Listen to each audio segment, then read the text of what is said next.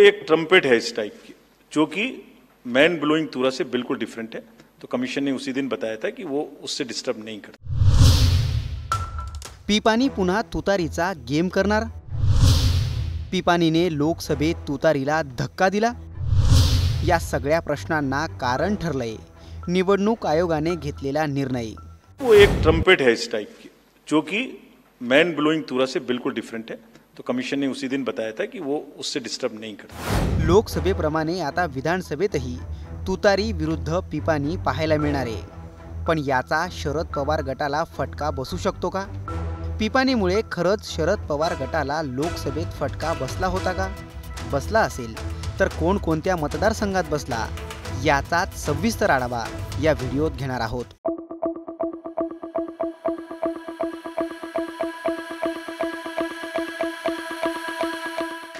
राष्ट्रवादीत फूट पडल्यानंतर शरद पवार गटाला तुतारी फुंकणारा माणूस असं चिन्ह मिळालं। पण जिथं जिथं तुतारी फुंकणारा माणूस या चिन्हावर उमेदवार उभा राहिला तिथं तिथं ही पिपानीही पाहायला मिळाली।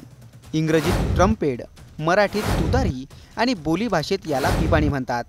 चिन्हातील याच साम्यामुळे याचा थेट फटका शरद पवार गटाच्या तुतारीला लोकसभा निवडणुकीत बसल्याचं पाहायला मिळालं। तो कसा ते आकड्यांमधून समजून घेऊ।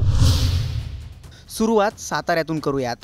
सातारा लोकसभा मतदारसंघात शरद पवार गटाचे शशिकांत शिंदे विरुद्ध भाजपचे उदयनराजे भोसले अशी थेट लढत रंगली। यात उदयनराजे भोसले यांनी शशिकांत शिंदेंचा 32,771 मतांनी पराभव केला। पण याच निवडणुकीत पिपाणी चिन्हावर निवडणूक लढवणाऱ्या संजय गाडेंना मते मिळाली। हीच मते जर शशिकांत शिंदेंना मिळाली असती तर चित्र काही वेगळंच असतं। जिथं जिथं शरद पवार गटाचे उमेदवार विजयी झाले तिथंही पिपानीला भरघोस मते मिळाल्याचं पाहायला मिळालं। आता बीड लोकसभेचा निकाल पहा।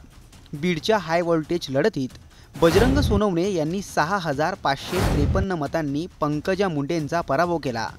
पण पिपाणी चिन्हावर अपक्ष निवडणूक लढवणाऱ्या सुखदेव हिंगे यांनी तब्बल 50,867 इतकी मते घेतली। बजरंग सोनवणे अतितटीच्या सामन्यात विजयी झालेत खरे, पण पिपानीला जाणारी मते जर त्यांच्या पारड्यात आली असती तर अतितटीचा सामना एक हाती झाल्याचं पाहायला मिळालं असतं। बारामतीतही पिपाणीचा प्रभाव दिसून आला। बारामती लोकसभा मतदारसंघातून 1,58,333 मतांनी सुप्रिया सुळेंनी बाजी मारली। पण इथंही पिपाणी चिन्हावर अपक्ष निवडणूक लढवणाऱ्या शेख सोहेल यांनी जवळपास 14,917 मते मिळवली। माढ्यातही धैर्यशील मोहिते पाटलांनी रणजित सिंह निंबाळकरांचा तब्बल 1,20,837 मतांनी पराभव केला। पण इकडेही पिपाणी चिन्हावर निवडणूक लढवणाऱ्या रामचंद्र घोटुकडे यांनी तब्बल 58,421 मते घेतली। अहमदनगर लोकसभा मतदारसंघातही निलेश लंकेंनी 28,929 मतांनी सुजय विखेंचा पराभव केला। पण इथंही पिपाणी चिन्हावर निवडणूक लढवणाऱ्या गोरख अलेकरांनी 44,597 मते घेतली। शिरूर लोकसभा मतदारसंघातही अमोल कोल्हेंनी तब्बल 1,40,951 मतांनी शिवाजीराव अढळराव पाटलांचा पराभव केला। पण पिपाणी चिन्हावर लढणाऱ्या मनोहर वाडेकरांनी 28,330 मते घेतली। पिपाणीचा तुतारीला सर्वाधिक फटका दिंडोरी लोकसभेत बसला। याचं कारण तुम्हाला आडनावात दिसेल। भास्कर भगरेंनी तब्बल 1,13,199 मते घेतली। पण पिपाणी चिन्हावर निवडणूक लढवणाऱ्या बाबू भगरेंनी तब्बल 1,36,032 मते घेतली। उमेदवारांचं आडनाव आणि चिन्हांमध्ये साम्य असल्यामुळे इथं पिपाणीला जास्त मते मिळाली असे अंदाजही निकालानंतर बांधले गेले। रावेरमध्ये रक्षा खडसेंनी तुतारीवर निवडणूक लढवणाऱ्या श्रीराम पाटलांचा 2,72,283 मतांनी पराभव केला। पण इथंही पिपाणी वाजली। पिपाणी चिन्हावर निवडणूक लढवणाऱ्या एकनाथ नागो साळुंके यांनी 43,982 इतकी मते मिळवली। लोकसभा निवडणुकांच्या या आकड्यांवरून एक गोष्ट अधोरेखित करण्यासारखी आहे।